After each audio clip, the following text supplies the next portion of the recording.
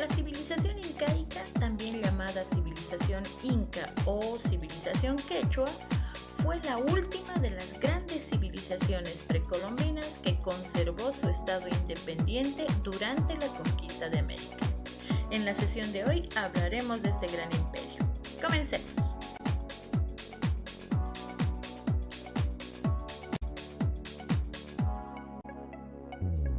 El origen de la cultura inca se remonta al siglo XII de la era cristiana, cuando las primeras familias se acomodaron en el Valle de Cusco, la antigua capital del imperio, y llegó a alcanzar 15 millones de habitantes aproximadamente, terminando brutalmente con la invasión española en el año de 1532. El mito de la fundación inca considera a Manco Cápac y a su pareja Mamaollo como los primeros gobernantes y fundadores de la ciudad sagrada de Cusco. Los incas denominaban su territorio como el Tahuantinsuyo, que en el idioma quechua significaba las cuatro partes, los cuatro suyos. Estaba el Chinchasuyo, el Contisuyo, el Antisuyo y el Collasuyo. Antes de la construcción del imperio inca, la región estaba habitada por pueblos denominados preincaicos con culturas y formaciones sociales avanzadas. La civilización inca era una de las que ocupó lo que es Ecuador, Perú, norte de Chile, oeste de Bolivia y noreste de Argentina. Además de que más de 10 millones de ciudadanos se habían fusionado en esta unidad política y cultural que era de un alto nivel. Estaban fijados en la región de los Andes, además de que constituían una gran civilización que dominó una amplia franja de tierras por el territorio sudamericano. Debido a esto, a las condiciones geográficas más favorables, la presencia inca se concentró primero en la región central de los Andes. En torno al siglo XV, los incas, que eran la cabeza del imperio, establecieron un proceso de expansión territorial que buscó las mesetas enclavadas entre las montañas andinas y las llanuras del litoral del Pacífico. Todo esto bajo la tutela del emperador Pachacuti Yupanqui, además de que otras poblaciones fueron militarmente subordinadas al poderío inca, y con esto la civilización pasó a tomar la aparición de un gran imperio.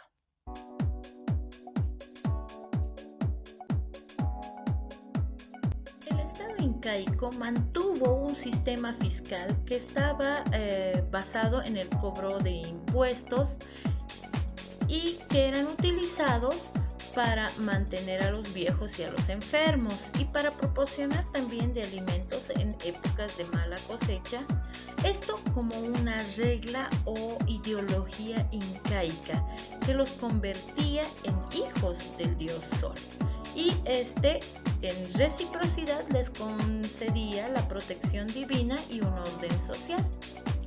Realmente era extraordinario que una civilización se haya extendido por 4.000 kilómetros a lo largo de la cordillera de los Andes sin disponer de la rueda ni de una buena malla hidroviaria que transportase los excedentes agrícolas. Además, esto fue lo que causó la aparición de las civilizaciones en otras partes, puesto que los incas, con sus técnicas de ingeniería, hicieron obras que serían una ardua tarea incluso para la ingeniería moderna. Sin el auxilio del mortero, edificaron paredes tan perfectamente ajustadas que era imposible introducir la lámina de un cuchillo entre las piedras.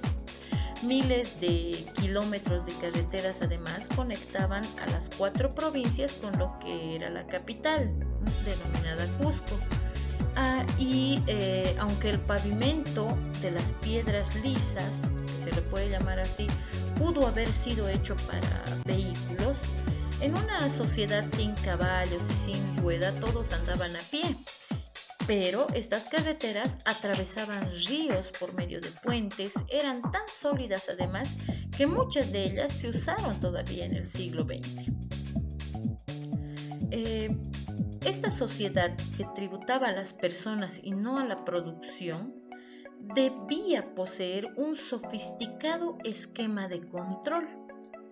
El Estado incaico conocía la cantidad de hombres, mujeres y niños de cada ayllu, además de que conocía el número de individuos con que se podía contar para montar un ejército sin afectar a la producción.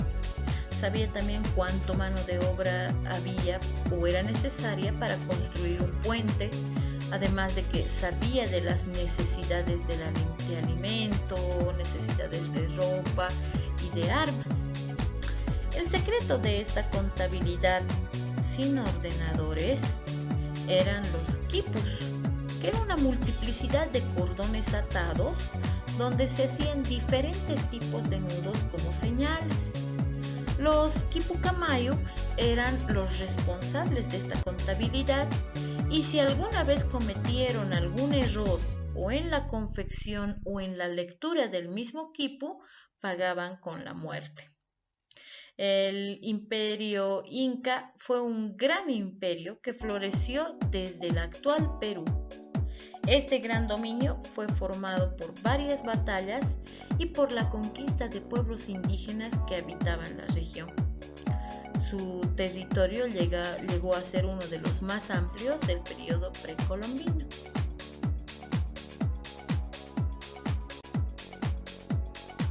La religiosidad de los incas estaba marcada por la adoración de varios elementos de la naturaleza, como el sol, la luna, el rayo y la tierra.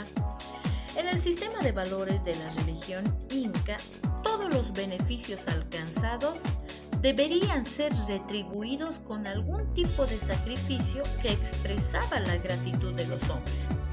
Por ese hecho, se llegó a observar que los incas organizaban varios rituales donde los sacrificios, incluso de seres humanos, eran comunes. Podemos hablar tal vez de su máximo dios creador o denominado Viracocha, con características de un dios cultural calificado como viejo hombre de los cielos, el señor, el maestro del mundo. Todo esto porque se creía que Viracocha había creado la tierra, los animales y los seres humanos, y además de que era poseedor de todas las cosas. Los incas lo adoraban, además de que creían que él había creado al hombre a partir de la piedra y que después lo había dispersado a las 4 direcciones. Lo tenían como un héroe cultural que enseñó a los seres humanos diversas técnicas y artesanía, y que emprendió un largo viaje hasta llegar a Manta, que es sector de Ecuador, de donde partió surcando el Océano Pacífico. Según una versión en una embarcación hecha, ahí también se habla de que él llevaba una capa, y otra versión dice que caminó sobre las aguas. Tenemos a otro dios que es muy importante, que era el dios del sol. Era la divinidad protectora de la casa real, o sea, de la casa del Inca, y además de que su calor beneficiaba la tierra andina y hacía florecer a las plantas. Era representado con un rostro humano sobre un disco radiante. Todavía se tiene la gran fiesta del Inti Raymi, que se celebra en el solsticio de invierno. Todo esto para dar la bienvenida al sol, además de que le ofrecían una hoguera donde quemaban a una víctima en sacrificio junto con hojas de coca y de maíz. Otro dios que era importante era el dios de la lluvia, o Apu Illapu. Era una divinidad agrícola y se la tomaba muy en cuenta en la época de sequía, ya que hacían grandes peregrinaciones a los templos consagrados a Illapu y construidos en regiones altas. Si la sequía era muy persistente, le ofrecían sacrificios humanos. Los incas creían que la sombra de Illaput se encontraba en la Vía Láctea, de donde brotaba el agua que caería en la tierra en forma de lluvia. Otros dioses importantes también son la Pachamama o Madre Tierra, y donde está el mundo de las cosas visibles. También se la tomaba como la señora de las montañas y de las rocas, y también la señora de los llanos. Y Pachacamac, el espíritu que alentaba el crecimiento de todas las cosas, un espíritu padre de los cereales, animales, pájaros y seres humanos.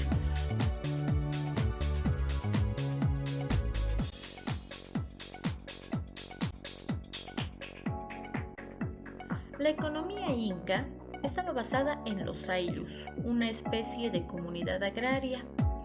El maíz era la base de la producción agrícola, seguida de la patata, los tomates, la calabaza, etc. La agricultura además era extremadamente desarrollada con la construcción de acueductos, plantaciones en las terrazas y canales de riego. Por otro lado, la domesticación de las llamas, vicuñas y alpacas fue de gran importancia para la civilización inca, ya que estos animales suministraban lana, cuero y eran utilizados como medio de transporte. Si hablamos de la sociedad incaica, podemos hablar de un grupo social muy jerarquizado, y además de que toma en cuenta bastante a los altos cargos político-administrativos que tenía. En cuanto a la realeza, estaba el Inca, la Coya y el Auqui. Debajo estaba la nobleza de sangre, que eran los Pacanas, y la nobleza de privilegio, donde estaban los Amautas. Todo esto tomaba en cuenta lo que era la clase dominante. En cuanto a lo que era la clase dominada, se podía hablar de los Hatunrunas, los ciudadanos comunes, los Mitimaes o Mitmas, que eran los que se encargaban de colonizar, y también se hablaban de los migrantes obligatorios. Teníamos a los Yanaconas, que eran los servidores perpetuos del Inca, o sea, la servidumbre del Inca. Y por último teníamos a los esclavos o piñas, o como lo dicen en otros sectores, piñacones. Estos campesinos se organizaban a través de un extenso grupo de familias que se conocía con el nombre de ayllu. Cada ayllu tenía el trabajo agrícola, el servicio militar y sus demás obras organizadas por un líder mayor llamado curaca. Generalmente, cada una de estas unidades de producción estaba dotada de un gran almacén que tenía guardado alimentos y ropas utilizados en cualquier eventualidad. Así como en la cultura azteca y la cultura maya, que son dignos de mención entre las civilizaciones de la América precolombina por sus grandes obras y complejidad de su ingeniería, la civilización incaica, que floreció en América del Sur, especialmente en la actual zona del Perú, también fue y sigue siendo el foco de interés de estudios en el área de historia de las invenciones. Además de los edificios residenciales, como puede verse en la ciudad de Machu Picchu, los incas también desarrollaron tecnología con cuerdas trenzadas capaz de construir puentes. En este sentido, podemos decir que las obras de riego en dirección a los valles que eran desérticos, la construcción de puentes entre grandes precipicios y de vertederos en pantanos, llegaron a ser de muy alto nivel en conocimiento técnico. Para construir carreteras en terrenos con grandes pendientes, usaban el dibujo de zigzag, facilitando la circulación, o si es necesario, escaleras. Las carreteras eran estrechas, ya que circulaban en ellas solo hombres y el ganado con cargamento, además de que se levantaron muros en lugares muy peligrosos y estos muros ayudaban a evitar los derrumbes. Las carreteras además desempeñaban una función muy ligada al control del imperio y al comercio. En total se calcula que había un aproximado de unos 4.000 kilómetros de carreteras cortando todo el imperio.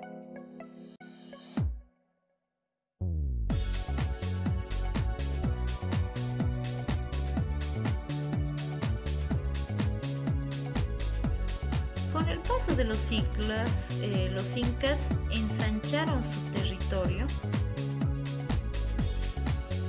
y fueron asimilando características de otras culturas, por ejemplo, los chavines, los nazcas, los huaris, los paracas, los tiwanacotas, los mochicas y otros. Esto va a hacer que la arquitectura incaica se destaque por la sobriedad que tiene, por los edificios construidos tanto en adobe como en piedra.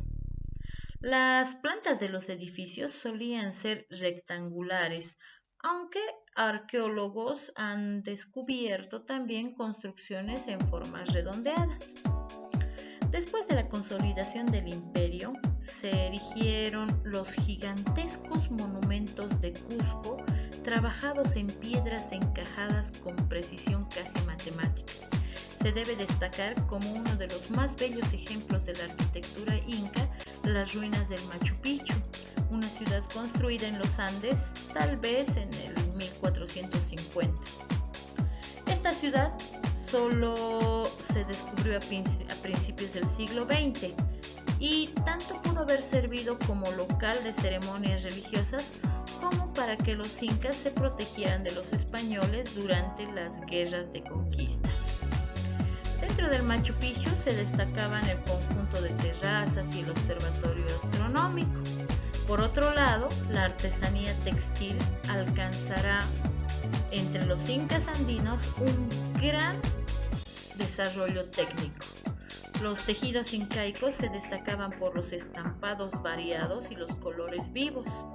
Los incas además conocían la técnica de producción de varios tipos de tejidos gracias a la facilidad de tener materia prima en cuanto al cultivo de algodón y la lana suministrada por las llamas y las alpacas.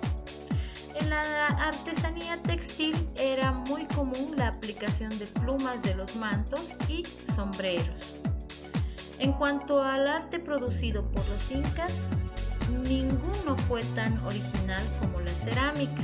Los diferentes estilos y técnicas permitían y nos permiten hasta ahora estudiar la evolución del imperio y la sucesión de culturas que acabaron por crear a la cultura incaica.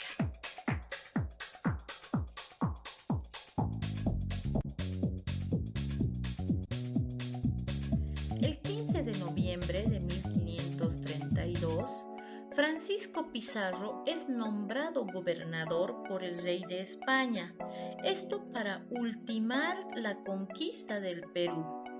Pizarro entra con sus tropas en la ciudad de Cajamarca, de la cual se encontraba prácticamente desierta. Francisco Pizarro buscaba un encuentro decisivo con el soberano inca, que era Atahualpa, quien preparaba su entrada triunfal en el Cusco tras haber resultado vencedor de la cruenta guerra de sucesión que le había enfrentado a su hermano Huáscar. Atahualpa y su ejército, de unos 30.000 hombres, se habían concentrado a las afueras de Cajamarca con el fin de entrevistarse con los conquistadores españoles. Pizarro envió al campamento de Atahualpa una embajada compuesta por Hernando Pizarro, que era su hermano, y Hernando de Soto. Estos solicitan al Inca una audiencia con el gobernador. Atahualpa y infravalorando la fuerza de los españoles, acepta y logran un encuentro que tuvo lugar el día 16 de noviembre.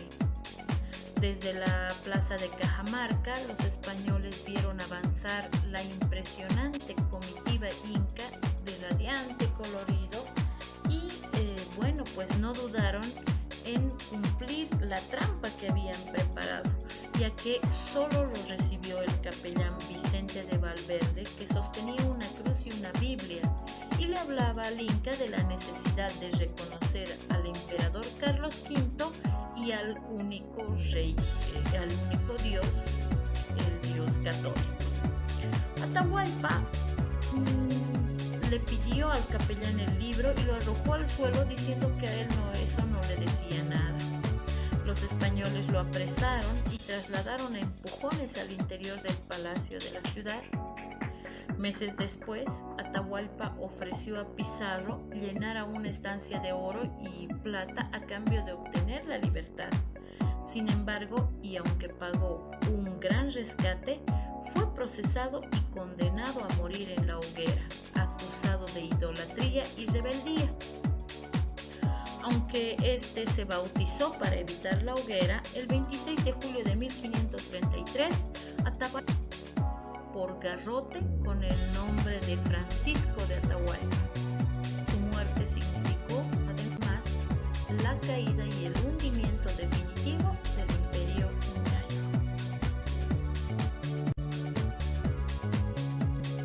Muchísimas gracias por su atención. Nos vemos en la clase virtual interactiva. Chao, chao.